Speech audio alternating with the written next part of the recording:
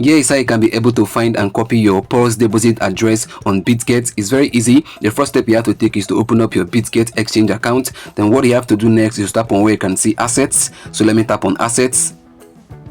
Then the next step you have to take is to tap on where you can see add funds. So let me tap on add funds.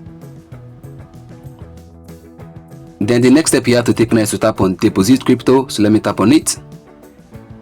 Here's the point where you have to select the coin that you want to copy its deposit address. For this case, we want to copy the Paws deposit address. So you can scroll through now to look for Paws, but to find it easily, you can tap on the search icon at the top. So let me tap on it. Then you can go ahead to type in Paws. So let me type in Paws, P-A-W-S. Then you tap on search. So guys, you can see the search result right there, Paws. So what you have to do now is to tap on it to select it. So let me tap on Paws. You can see the logo right there.